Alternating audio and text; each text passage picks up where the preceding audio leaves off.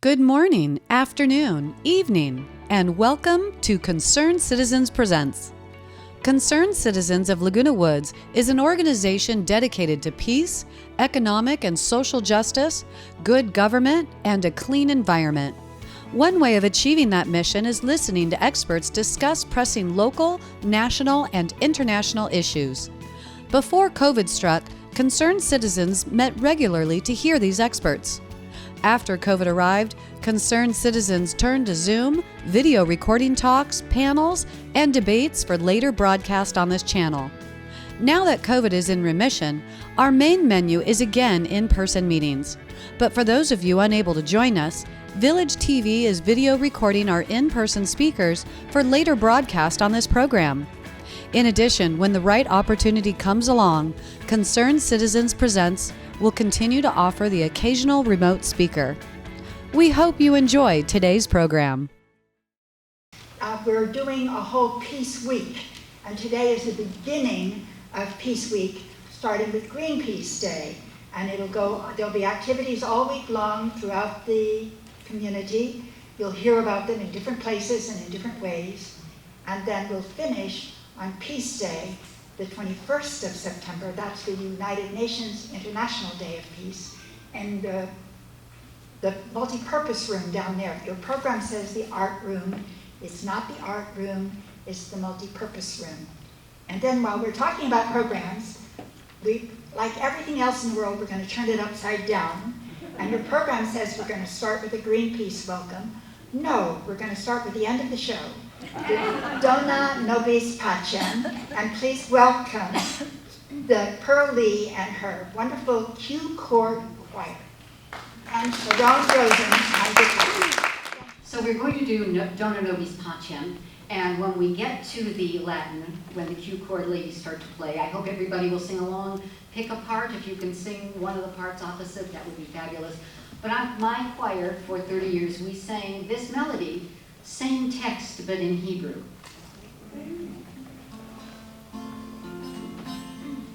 Sim shalom tova uvracha. Sim shalom tova uvracha. Shalom tova uvracha. Shalom, shalom, tova uvracha, shasim. That's it. Shalom. There we go. Tova uvracha, shalom, shalom, tova uvracha.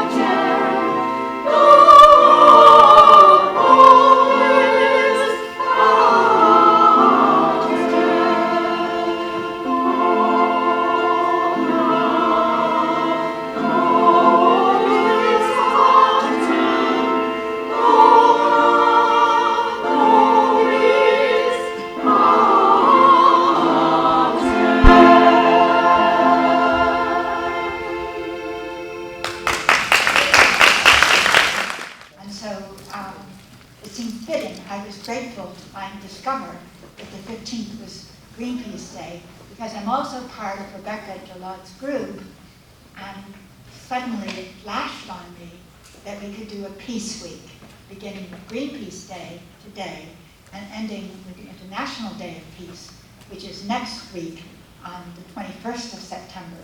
So we'll be celebrating that in the multi-purpose room on the other side of this room, down the hall. And hope you will come again. And so What time will it be? the time is, you have to look in your program, I don't have it in front of me yet, but it's not the same time as now. It's 11:30.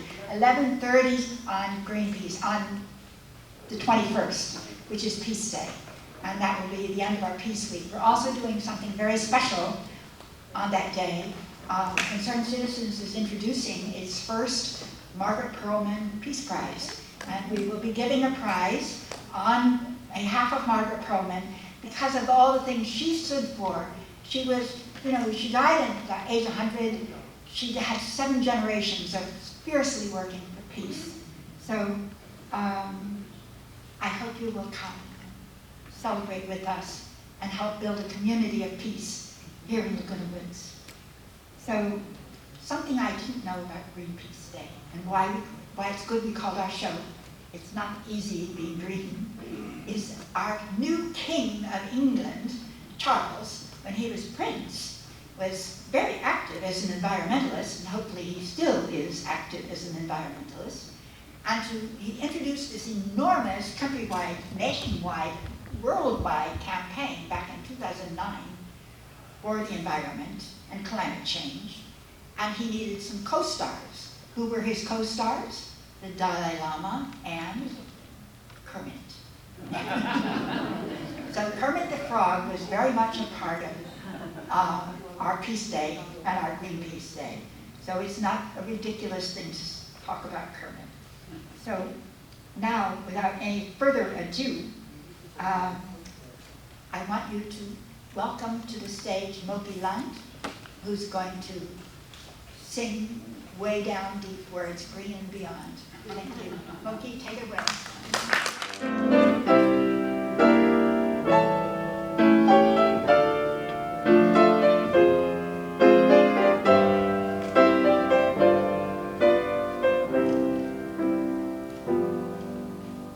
Lift every voice and sing till earth and heaven ring. Sing with the harmonies of liberties.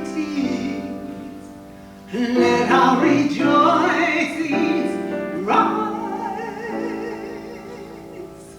high as the listening skies. Let us march on till victory is won. Sing a song full of the hope that the dark past has taught us. Sing a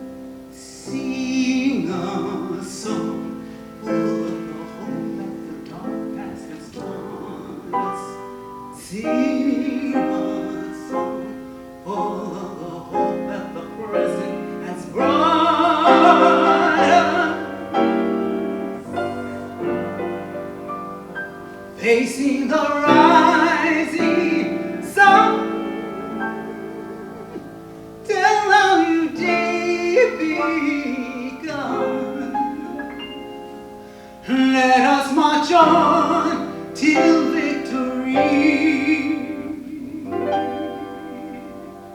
is won.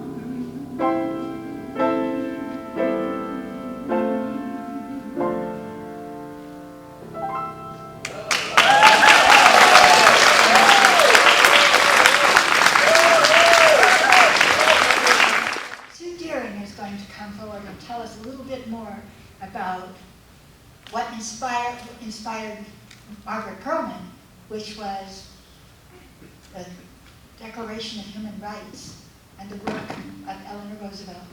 Welcome. Thank you so much. Thank you, Latifah. The Universal Declaration of Human Rights. Preamble. Whereas recognition of the inherent dignity and of the equal and inalienable rights of all members of the human family is the foundation of freedom, justice, and peace in the world.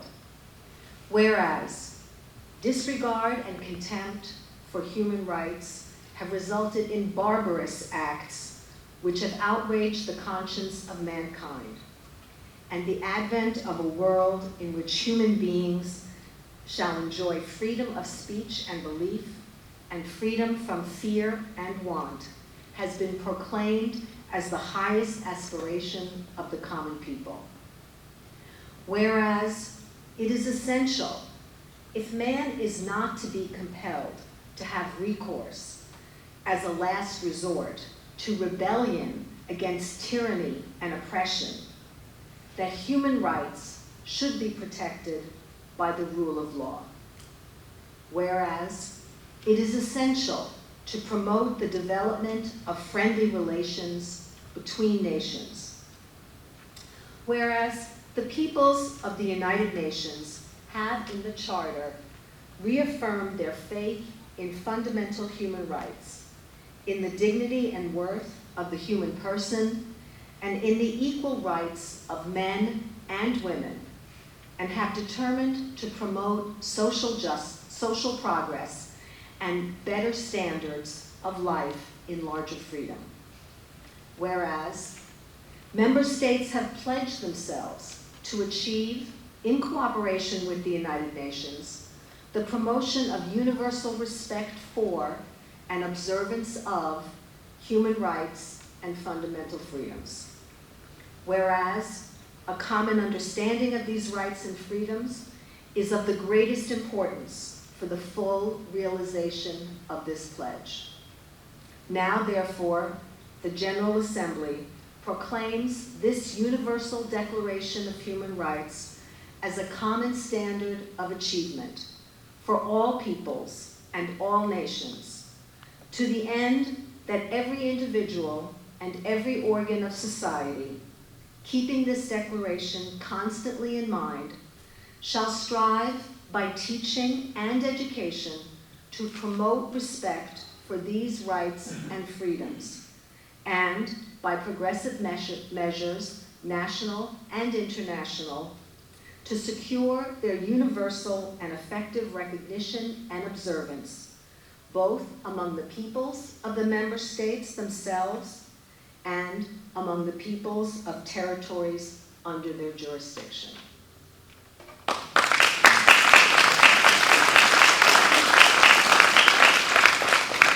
Those are worthy values, and I'm sure those are values that Rebecca and Wendy and all of you here care very much about. Thank you. Thank you again, Susan. Now we have a very special Garba dance by a group of beautiful Indian ladies, and I would like to ask Sunita Saxena to come forward and tell us a little bit about that Garba dance. Thank you, Latifah. Garba is a dance form from the state of Gujarat. It is performed during Navaratri, a 9-day festival celebrating the victory of good over evil.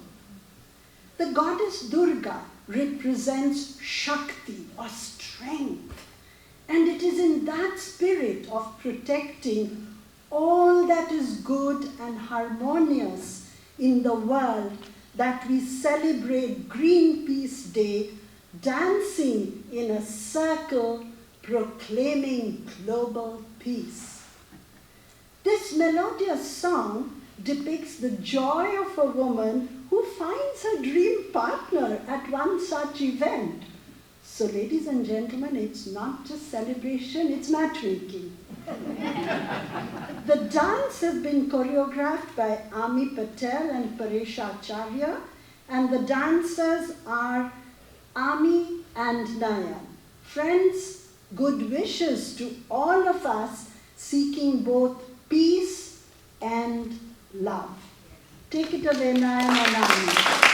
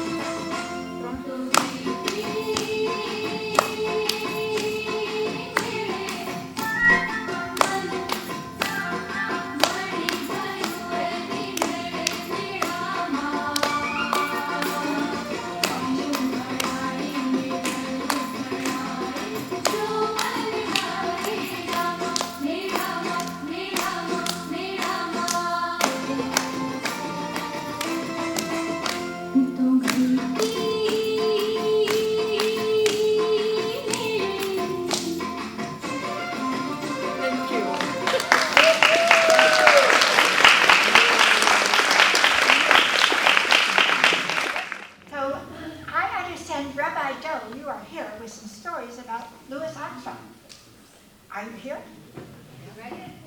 There you are. Well, we have some very interesting words to hear.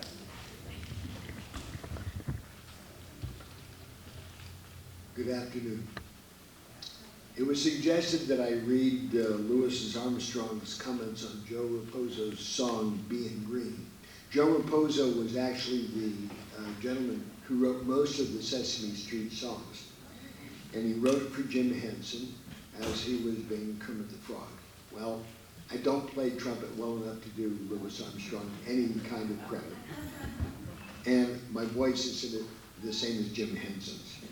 So what I'd like to do is read some of the lyrics from the song, Being Green, and then do some commenting on it.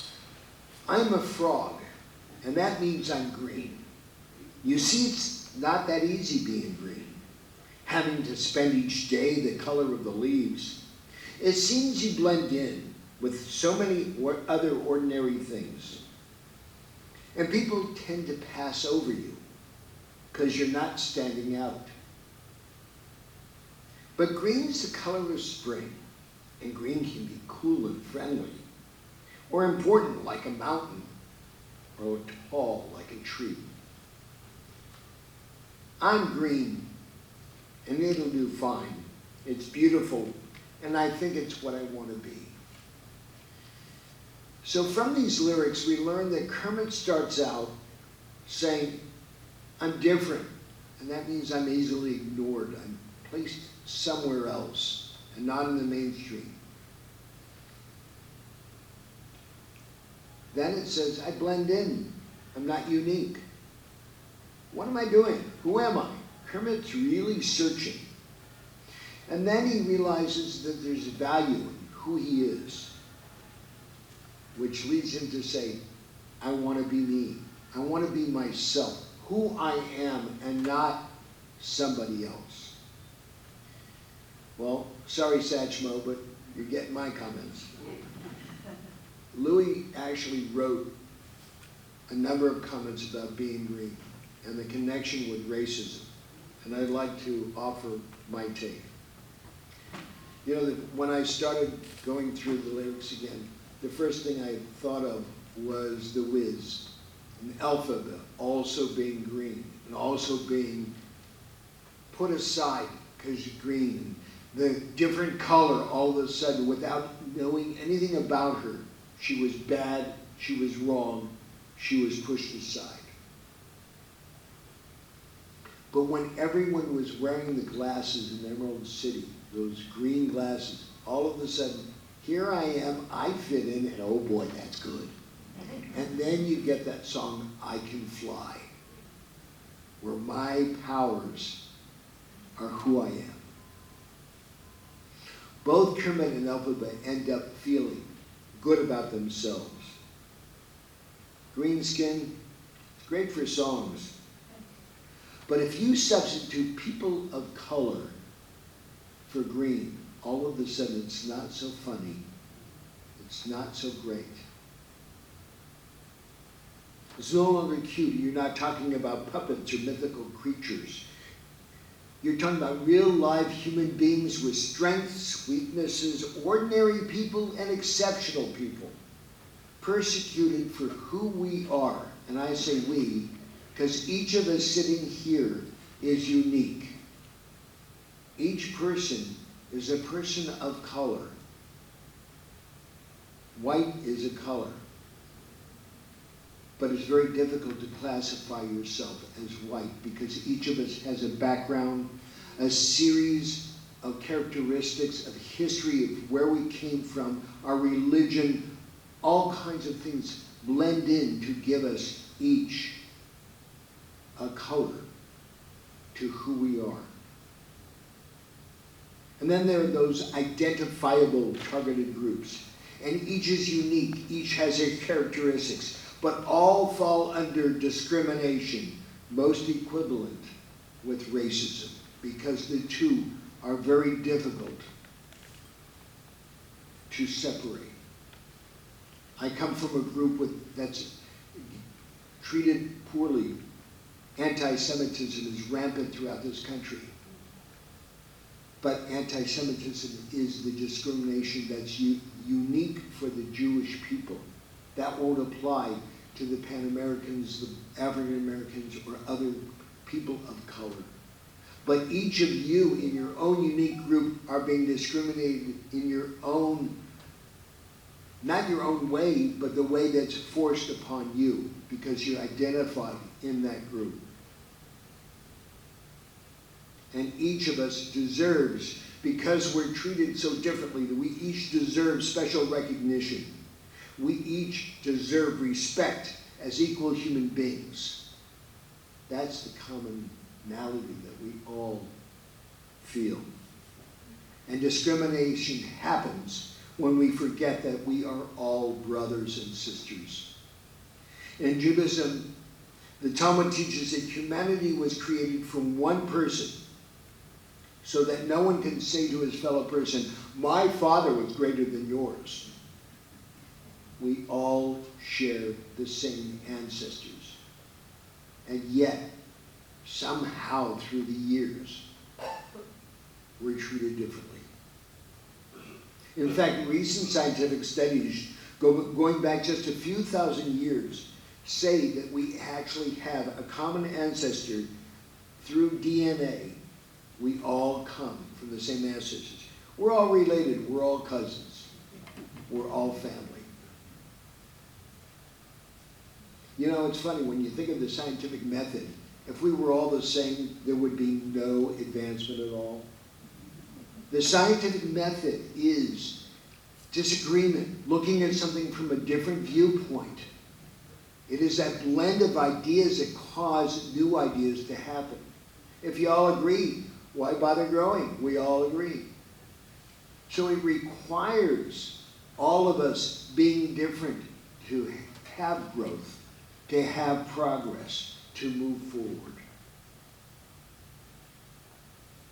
When our complete world embraces the reality that each of us, different, unique, and special, with all the differences in opinion, in perspective, in approach, in the way we live,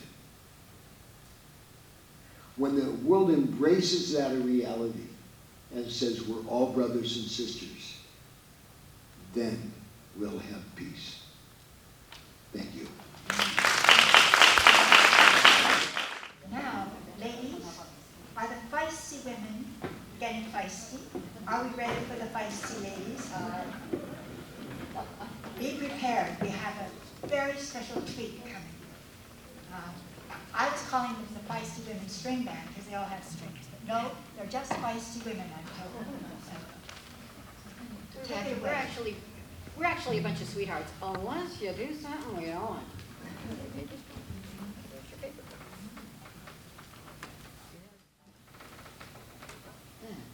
One, two, three, four.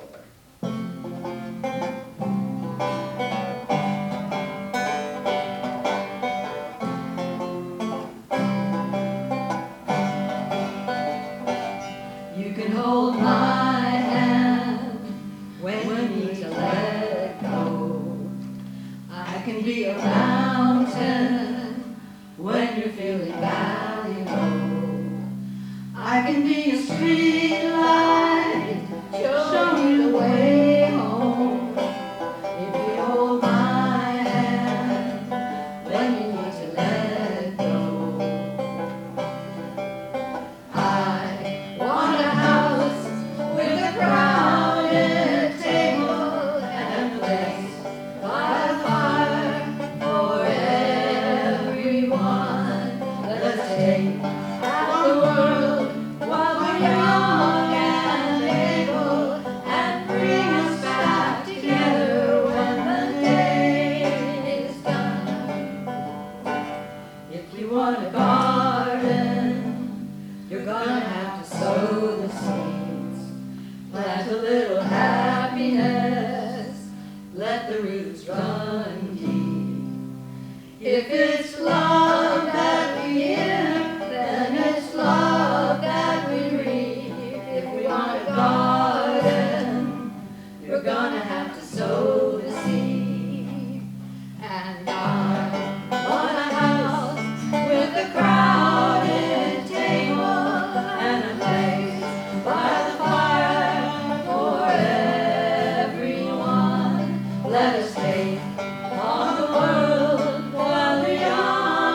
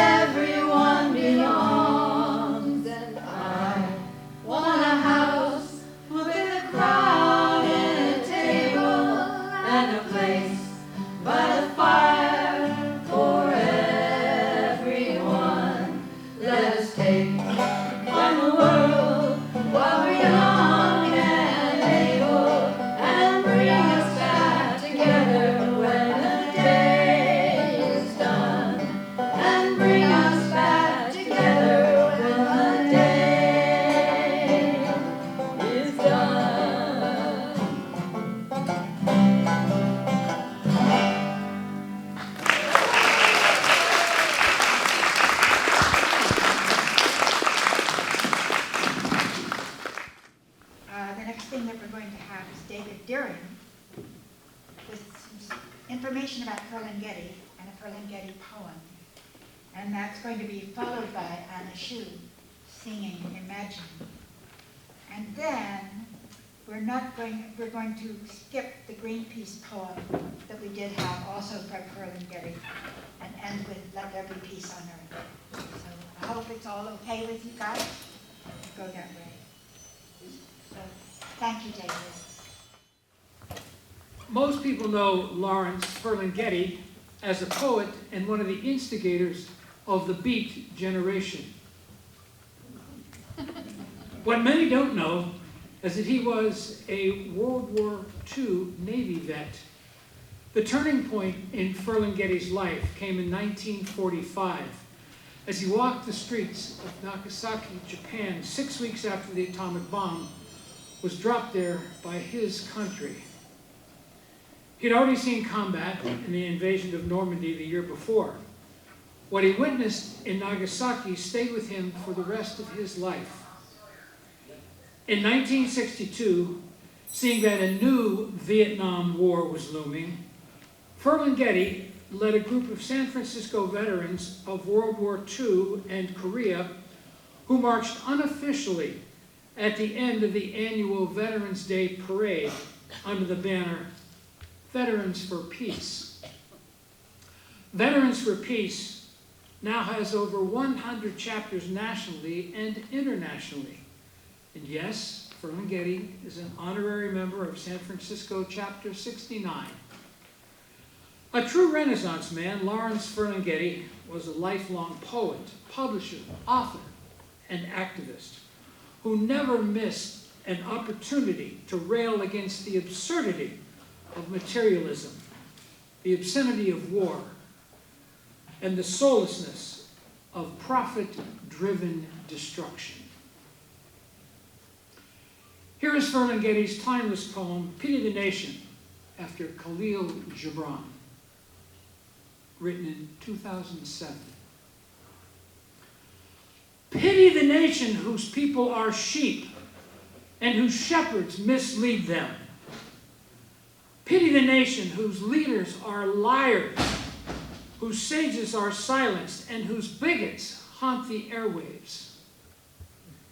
Pity the nation that raises not its voice except to praise conquerors and acclaim the bully as hero and aims to rule the world by force and torture.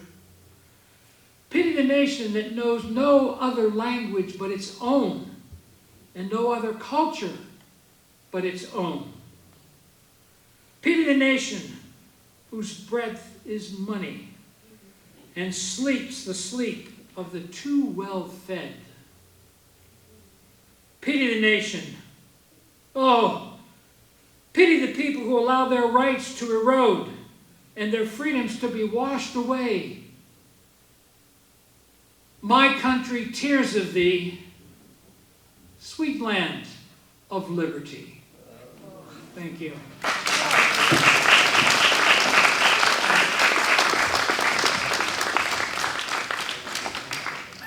Okay, in the program, the first page, between the two birds, there is a paragraph of the lyrics of the song, Imagine. And towards the end of the song, I'm going to call everyone to join me to do that part. Okay.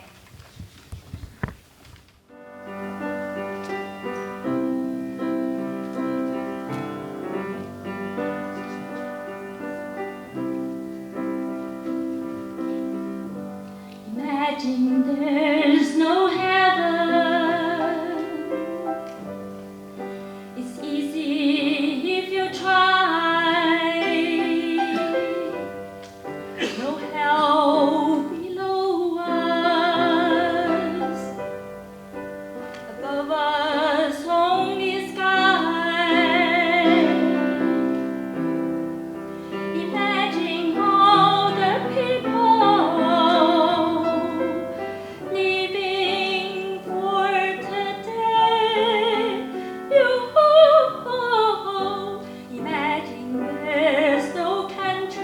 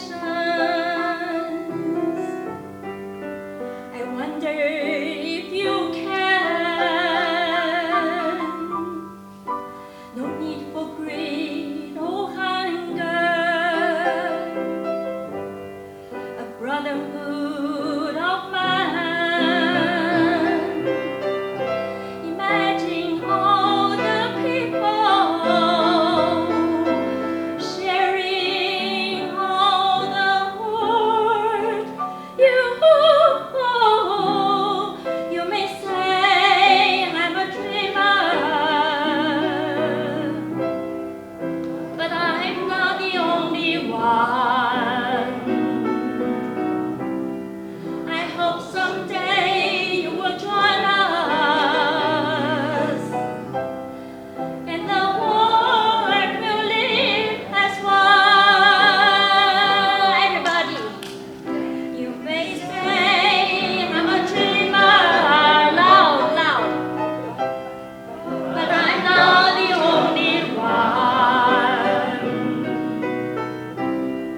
I hope someday you will join us, and the world will live as one.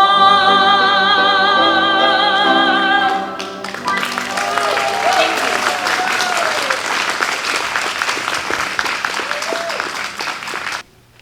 you. We were going to do a short Greenpeace poem by David. I don't know, David, if you can put that in there, and then we'll sing the final song. Sunita has another reading. What? Sunita, you have another reading for Sunita. Oh, Sunita, yes, you're going to read. Can't read my own writing. Sunita, you have a little words of Dalai Lama. Please, it's all yours. Good afternoon again, and namaskar. We all know that the 14th Dalai Lama Tenzin Gyatso was awarded the 1989 Nobel Peace Prize. He achieved a level of visibility and celebrity that would have been unimaginable for his predecessors. Today, I'm going to read an excerpt from Dalai Lama's Earth Day speech. I often joke, he said, that the moon and stars look beautiful, but if any of us tried to live on them, we would be miserable. This planet of ours is a delightful habitat. Its life is our life. Its future is our future. Indeed, the earth acts like a mother to us all. Like children, we are dependent on her. In the face of such global problems as the effect of global heating and the depletion of the ozone layer, individual organizations and single nations are helpless. Unless we all work together, no solution can be found. Our Mother Earth is teaching us a lesson in universal responsibility. Let us commit ourselves to doing our part and to help make a positive difference to the environment of our only common home, this beautiful earth. With my prayers, Dalai Lama. Thank you.